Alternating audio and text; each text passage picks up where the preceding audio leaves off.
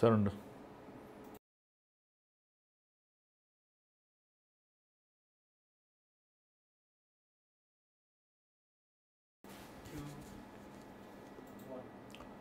Praise the lord, హల్లెలూయా. బాగున్నారా? మరొకసారి దేవుడిచ్చిన అవకాశాన్ని బట్టి దేవునికి వందనాలు చెల్లిస్తున్నాను. మరి నిన్న అవర్ ఆఫ్ ప్రేయర్ కార్యక్రమాన్ని చేయలేకపోయాము, క్షమించండి, కుదరలేదు. మరి ఈ వారమంతా ఇంచుమించు చాలా ప్రయాణాలతో కూడి ఉన్న వలన అవర్ ఆఫ్ ప్రేయర్ మీద కాన్సన్ట్రేషన్ చేయలేకపోతున్నాను. ఏమైనప్పటికీ దేవుడి కృప చూపించి మరొక దినం తన వాక్యంను మనకి ధ్యానిస్తానికి దేవుడు మనకు సహాయం చేస్తున్నాడు. మరి ఈరోజు దేవుని వాక్యం వింటనే సిద్ధంగా ఉన్నారా? మొదటిగా మీ చాలామందికి నేను హ్యాపీ న్యూ ఇయర్ చెప్పలేదు.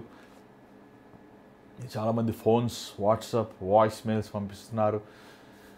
మరి దాన్ని బట్టి మీకు ఎన్నో వందనాలు.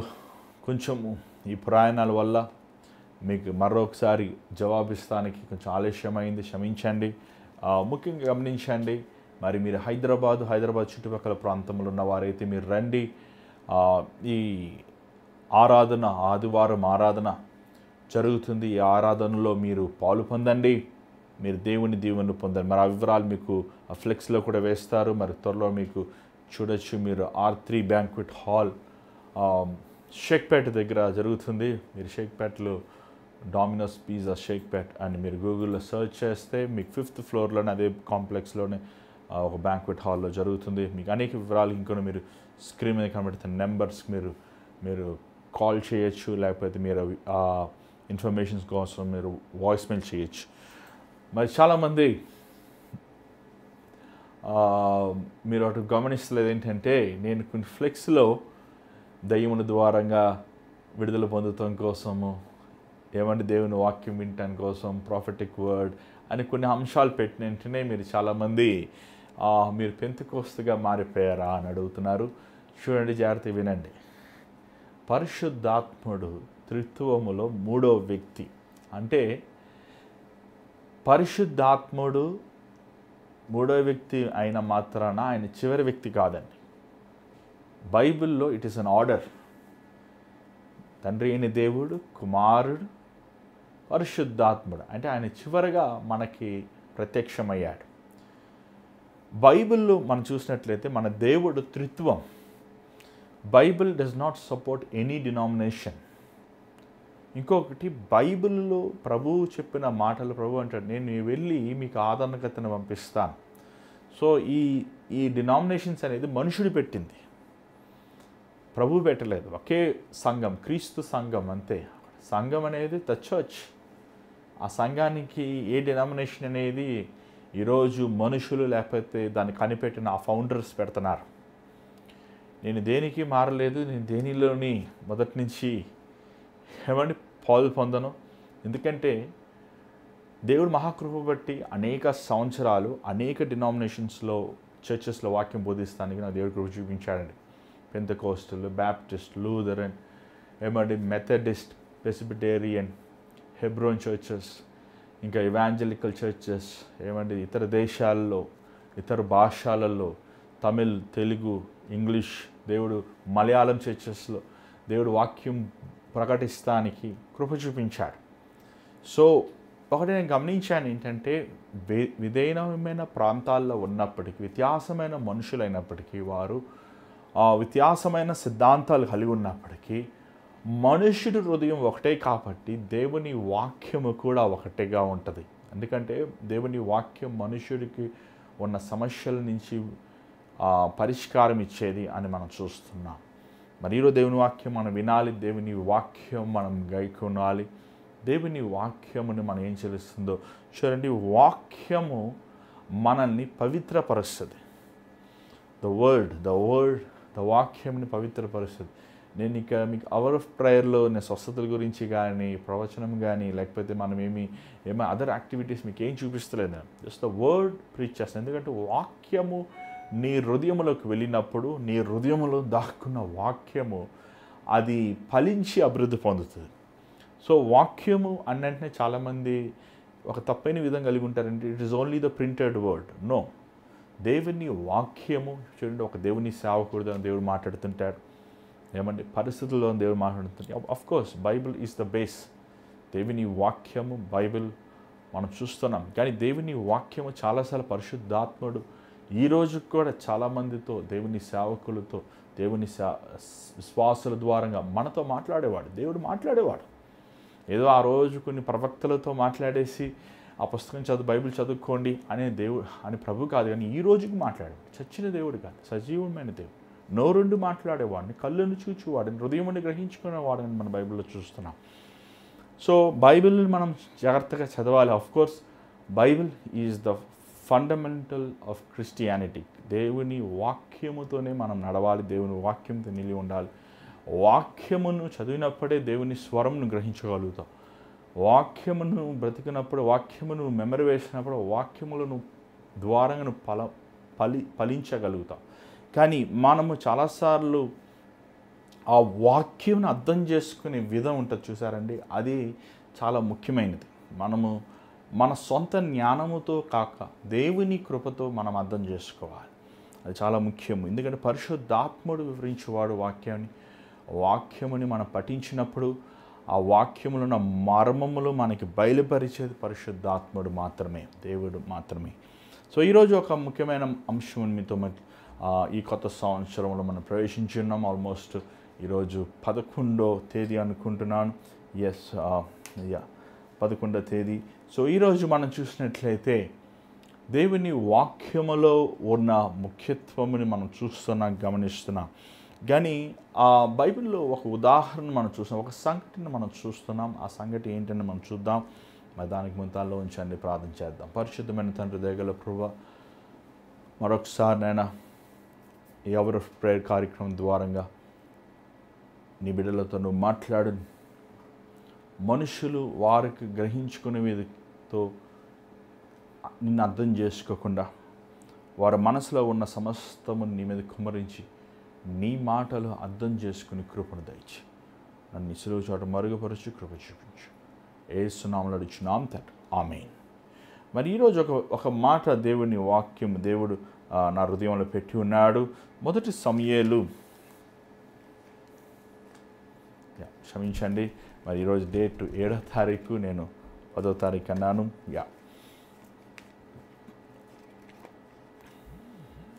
మొదటి సమూయేలు 2వ అధ్యాయం. మొదటి సమూయేలు మనం చూసినట్లయితే రూత్ తర్వాత ఉంటుందండి. మనం అంతా చదువుతూ బాగుంటుంది, కానీ మనకి సమయం లేదు. కానీ 12వ వచనం, 2వ అధ్యాయం 12వ వచనం నుంచి చదవరా. ఏలీ కుమారులు యెహోవాను ఎరగని వారై మిక్కిలి దుర్మార్గులై ఉండిరి. జనుల విషయమే యాజకులు చేయుచు వచ్చిన పని ఏమనగా, ఎవడైనను బలి పశువును వధించిన మీదట మాంసము ఉడికించకుండా యాజకుని వారు 3 మూడులుగా గలుకొని తీసుకొని వచ్చి బొరోసులోని కానీ, తప్పెడలలో కానీ, గూనెల్లో కానీ, కుండల్లో కానీ అది గుచ్చినప్పుడు ఆ కొంకి చేత బయటకు వచ్చిందంతయు యాజకుడు తన కొరకు తీసుకును. షిలోహుకు వచ్చు ఇజ్రాయేలందరినీ వీరు ఇలాగ చేయవచ్చిరి. ఇదియుగాక వారు క్రొవ్విన దహిపమును యాజకుని పనివాడు వచ్చి బలి పశువును వధించిన వానితో యాజకుని వధించుటకై మాంసమిమ్మని, ఉడకబెట్టని వాటిని మాంసము అతడు నీ యొద్దకు తీసుకొనడు, పచ్చి మాంసమే కావాలనని చెప్పుచూ వచ్చాను. ఈ క్షణమందే వారు క్రొవ్విని దహింతురు. తరువాత నీ మనస్సుకు వచ్చినంత మటుకు తీసుకుని వచ్చినని వానితో ఆ మనిషికి చెప్పిన ఎడల వాడు అలాగ అనవద్దు, ఇప్పుడే ఇవ్వవలనని, లేని ఎడల బలవంతము చేత తీసుకొందునను. అందువల్ల జనులు యెహోవాకు నైవేద్యము చేయుటయందును ఆశ్చర్యపడుటకు ఆ యవనులు కారకులైరి గనుక వారి పాపము యెహోవా సన్నిధికి బహు గొప్పదాయను. చాలు. ఇక్కడ మనము ఏలీ అనే వ్యక్తిని చూస్తున్నాం. ఈ ఏలీ గురించి మనము ధ్యానిద్దాం. ఇతను ఒక యాజకుడు. ఇతని గురించి మనం బైబిల్లో అంత ఎక్కువగా రాయబడలేదు, కానీ 1-2 పాయింట్స్ మాత్రం మనం చూస్తున్నాం. కానీ ఏలీకి 2 కుమారులు ఉన్నారు. వీరు హోఫ్ని, ఫినహాస్. వీరు చేసిన పాపములు ఏంటంటే 2 ముఖ్యమైన పాపాలు. ఒకటి, ఆ రోజుల్లో పాప పరిహారం అవనివ్వండి, దహన బలి అవనివ్వండి, ఇంకా వేవ్ ఆఫరింగ్స్ ఏమండి, మన ప్రజలు దేవునికి వారి పాపము కోసం తీసుకొచ్చే ఆ బలుల్ని, ఆ మాంసంని అది దేవుని బలిపీఠం మీద పెట్టి దాన్ని కాల్చాలి. అది కాల్చాల్సిన సమయంలో అది కాలుస్తే మాడిపోతుంది, ఏమంటే దానివల్ల రుచి ఉండదు. వీరు ఏం చేసేవారంటే ప్రజల చేతుల ద్వారంగా ఆ బలులు తెచ్చినప్పుడు వీరు దోచుకున్నారంట. అది ఎలా దోచుకున్నారనేది మనకు తెలియదు, కానీ వారు ఆ జంతువునిగా తీసేసుకున్నారో, లేకపోతే జంతువుని చంపగా మాంసం తీసుకున్నారో మనమంత వివరముగా మనం చూడలేకపోతున్నాము. కానీ వారు అక్కడ చూసినట్లయితే ఆ మాంసముని వారు అది ఇంకను దేవునికి అర్పించక ముందే వారే దాన్ని అంగీకరిస్తున్నట్లు, లేకపోతే దాన్ని తీసుకుంటున్నట్లు మనం చూస్తున్నాం. ప్రధాన యాజకుడు కుమారుడు మోషే ధర్మశాస్త్ర ప్రకారము ఆ బలి అర్పించాక వారు భుజించచ్చు, కానీ బలి అర్పించక ముందు తినకూడదు.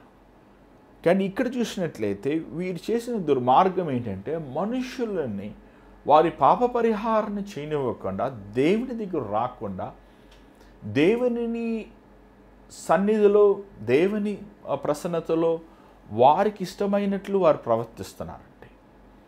ఇంకో మాటలో చెప్పాలంటే ఈ రోజులాగా ఎక్కడ పడతాడు మందిరం లేదు. ఆ రోజు ఒకే మందిరం, ఒకే మందస పెట్టి, ఒకే దేవుడిచ్చిన ప్రత్యక్ష గుడారం. మోషే ధర్మశాస్త్రముని గౌరవించి ప్రజలు, ఇశ్రాయేల్ ప్రజలు వారు బలిలు అర్పిస్తున్నప్పుడు ప్రజలు వీరు హొఫ్ని ఫినహాస్ వారు వీరు దోచుకున్నారు దేవుని సొమ్మని.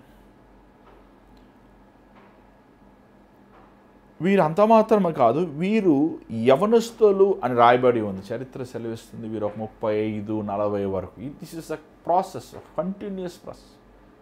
వీరు యవనస్తులైనప్పటికీ వీరు యవన ఇచ్ఛలు, కామ ఇచ్ఛల నుంచి జయం లేని వారుగా ఉన్నారు. వీరు తిండిబోతులుగా ఉన్నారు ఒకటి. రెండవది ధనాపేక్షతో నిండి ఉన్నవారు.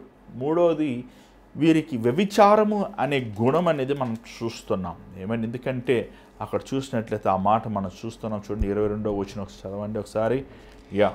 ఏలి బహువృద్ధుడాయను, ఇజ్రాయేలుకు తన కుమారులు చేసిన కార్యములన్నీయు వారు ప్రత్యక్షపు గుడారము యొక్క ద్వారము దగ్గర సేవ చేయుటకు వచ్చిన స్త్రీలతో శయనించుటను మాట చెవిని పడక వారిని పిలిచి ఇట్లనెను. ఏమని చాలు. ఇక్కడ చూసినట్లయితే వారు స్త్రీలు, ఎవరు వీళ్ళు? దేవుని మందిరంకి వచ్చేవారు. అసభ్యంగా ప్రవర్తిస్తాం, వారితో శయనిస్తాం, వారితో పాపం చేస్తాం, వ్యభిచార పాపం. వీరు తిండిబోతులు, వీరు గర్విష్ఠులు, వీరు దేవుని మందిరంకి వచ్చిన వారితో అసభ్యముగా ప్రవర్తిస్తున్నవారు.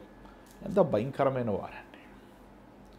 దేవుడు ఏలి కుమారుని హతం చేయకముందు, హోఫ్ని ఫినహాస్ వారిని హతం చేయకముందు ఒక మాట వారికి సెలవిస్తాడు. ఏంటో ఆ మాట మనం చూద్దామా? ఒకసారి మీ బైబిల్ మీరు తెరవండి. 2వ అధ్యాయము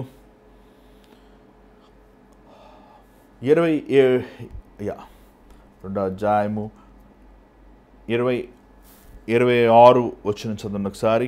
బాలుడకు సమూయేలు ఇకను ఎదుగుచు యెహోవా దయనందును మనుషుల దయనందు కొంచెం ముందుకెళ్దాం. 30వ వచనం చదవండి.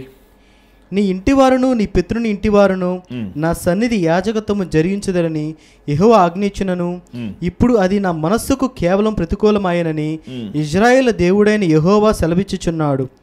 కావున యెహోవాకు ఏదనగా, నన్ను గణపరచు వారిని నేను గణపరచదను, నన్ను తృణీకరించువారు తృణీకరముందెదరు. ఇక్కడ చూసిన దేవుని సేవకుడు, ఒక ప్రవక్త, మ్యాన్ ఆఫ్ గాడ్ అని రాయబడి ఉంది. ఏలి దగ్గరికి వచ్చి మాటలు సెలవిస్తున్నాడు. ఏమనంటే, నన్ను గణపరిచే వారిని నేను గణపరుస్తాను, నన్ను విసర్జించే వారిని నేను తునీకరిస్తాను. ఎవరిని గణపరిచే వారిని గణపరుస్తారు, ఎవరిని విసర్జించే వారిని తునీకరిస్తున్నారు?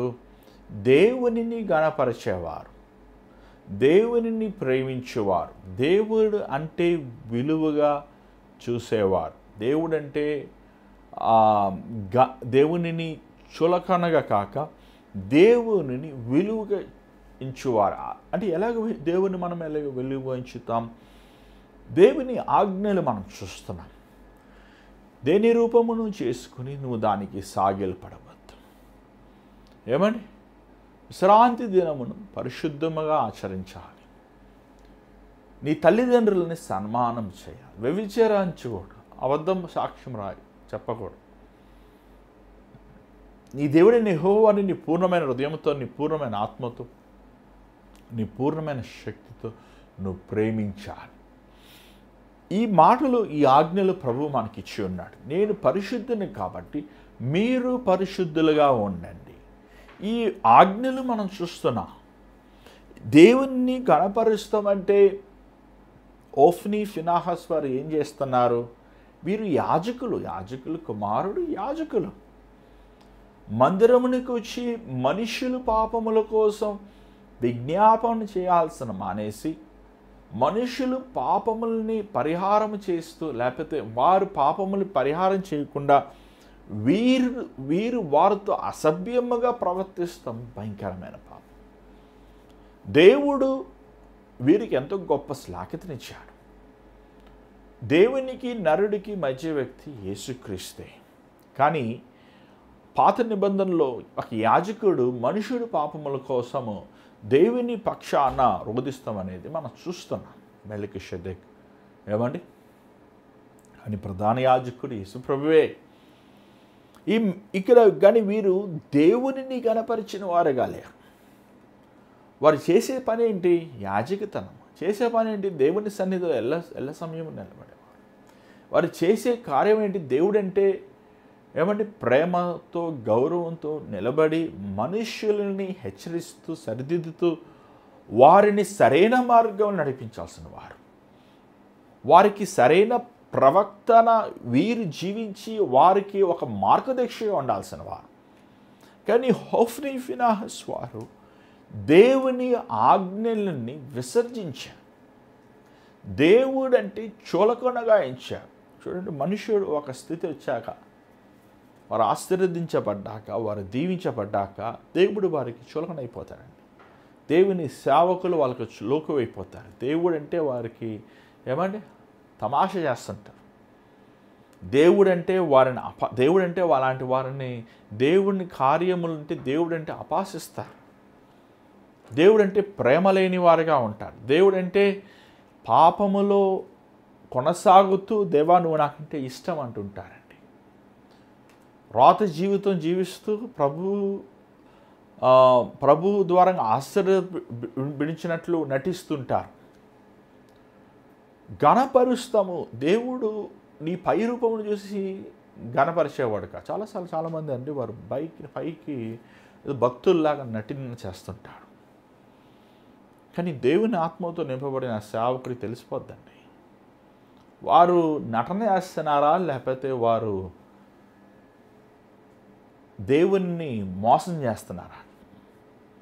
ఏమండి, చాలాసార్లు మనుషులు భక్తి రూపం వేసుకుంటుంటారు. క్రిస్మస్ అయిపోయింది, న్యూ ఇయర్ అయిపోయింది, ఏమైపోయారు వాళ్ళంతా? చూడండి, వచ్చే ఆదివారం చూడండి, రేపంతా చల్లారిపోతారు, ఎక్కడో అడ్రస్ లేకుండా వెళ్ళిపోతుంటారు. ఏమైపోయారు వాళ్ళంతా? ఎక్కడికి వెళ్ళిపోయారు వారంతా? దేవుడంటే అది ఇది నేను దేవుని కోసం చేస్తాను ఇచ్చేస్తా అన్నవారంతా ఏమయ్యారు? ఎక్కడికి వెళ్ళారు? మనం ఆలోచించాలి.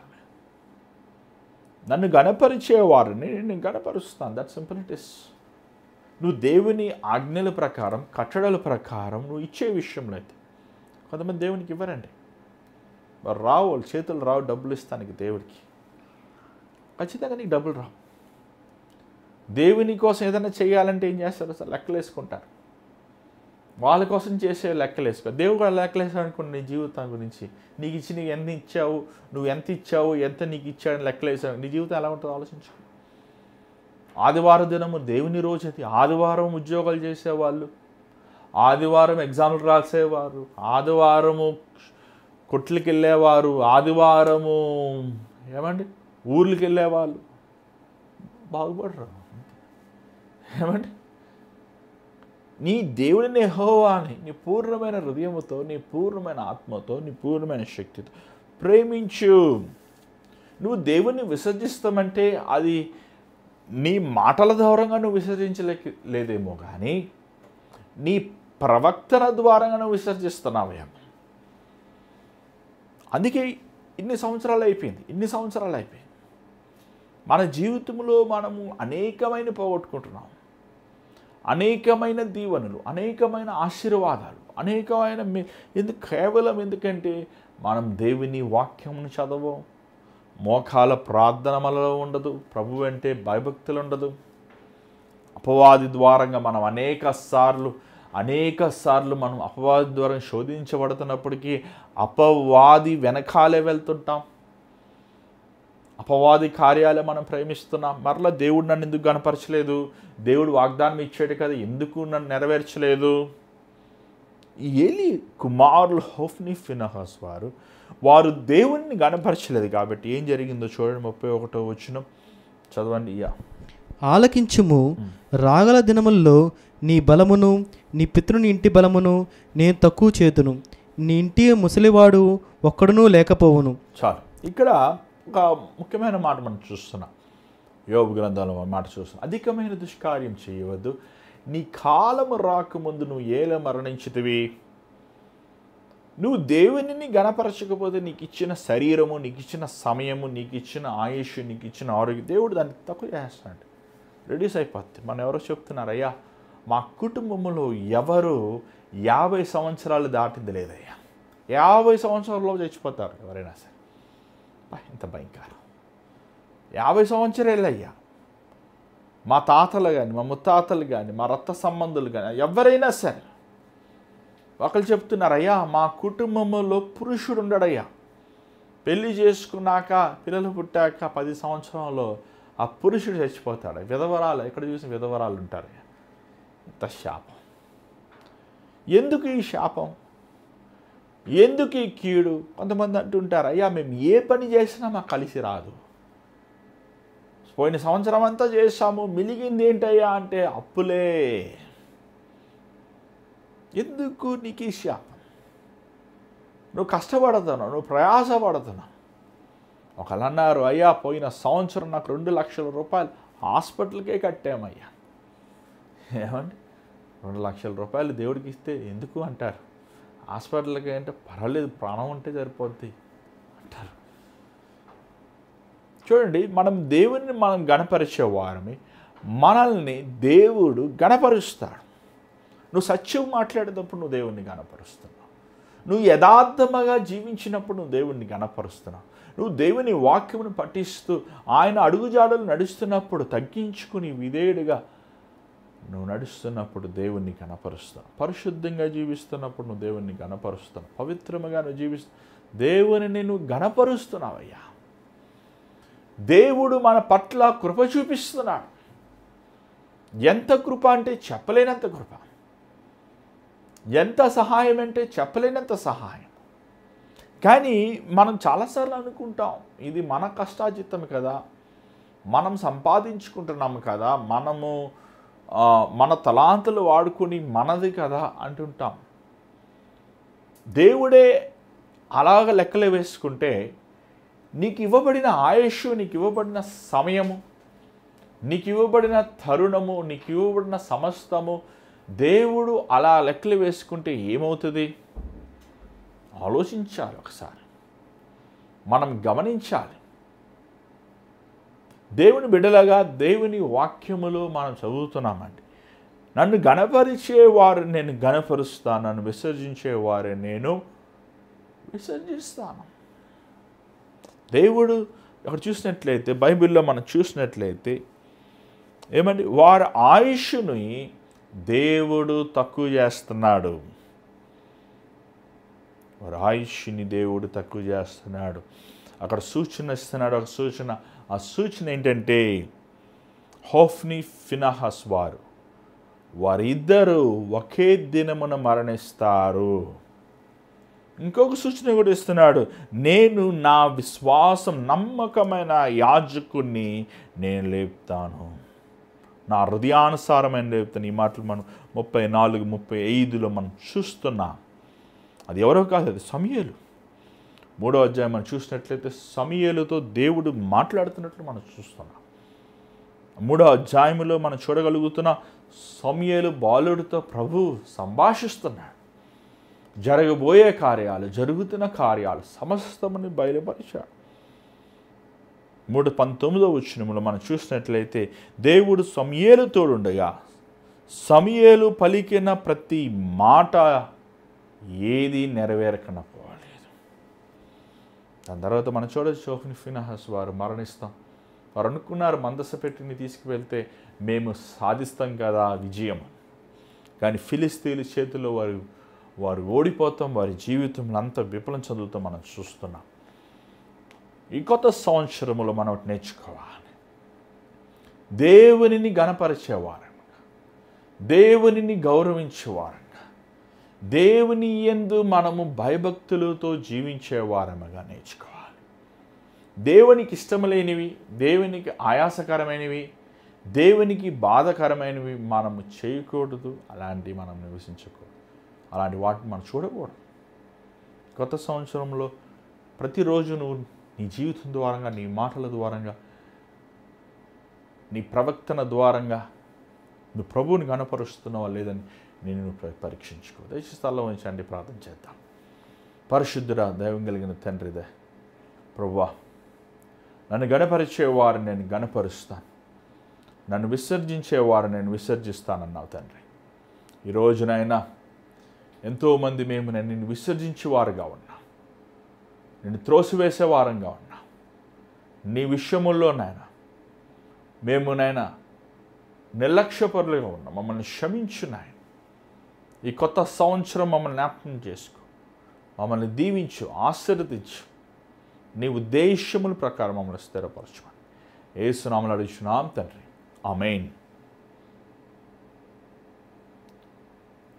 మరి ఈరోజు దేవుడు మీతో మాట్లాడంటే మాకు తెలియపరచండి. మీ ప్రార్థన అవసరతలు స్క్రీన్ మీద కనబడుతున్న నెంబర్కి 8939392139 అనే నెంబర్కి మీరు వాట్సాప్ కానీ వాయిస్ మెయిల్ కానీ కాల్ కానీ చేయొచ్చు. గమనించండి, మీరు కాల్ చేస్తున్నప్పుడు మీరు సమయం చూసి కాల్ చేయండి. చాలామంది కొంచెం మేము మీటింగ్లో ఉంటున్నాను, ఈ మధ్య ఎక్కువ టైం మీటింగ్స్ తిరుగుతున్నాను, సో మీరు చాలామంది ఆడ్ టైమ్స్ కాల్ చేస్తున్నారు. దానివల్ల అది ఎమర్జెన్సీ అయితే పర్వాలేదు, కానీ మీరు మామూలుగా కాల్ చేసినప్పుడు దాని డే టైంలో మీరు కాల్ చేయండి. 10 to 5 కానీ 10 to 6 వరకు మీరు కాల్ చేయొచ్చు. ఈ విషయాన్ని మీరు గుర్తు చేసుకోండి. మరి గమనించండి, రేపు ఆరాధన ఉంది. R3 బ్యాంక్వెట్ హాల్ షేక్పేట దగ్గర ఈ ఆరాధన జరుగుతుంది. దయచేసి ఈ విషయంలో మీరు జ్ఞాపకం చేసుకోండి. ఎంతో ప్రయాసతో, ఎంతో ఖర్చుతో ఈ కూడికను మేము పెడుతున్నాం రేపు. సో మీరు రండి, ఎంతోమంది దీవెన పొందండి. హైదరాబాద్ చుట్టుపక్కల ప్రాంతమైన వారు రండి. రేపు లైవ్ ప్రోగ్రామ్ కూడా ఇస్తాను మేము ప్రయత్నం చేస్తున్నాం, కానీ మీరు రండి, దేవుని దీవెనలు పొందండి. దేవుని చేతుమైతే రేపు కలుసుకుందాం. అంతవరకు God bless you. Take care.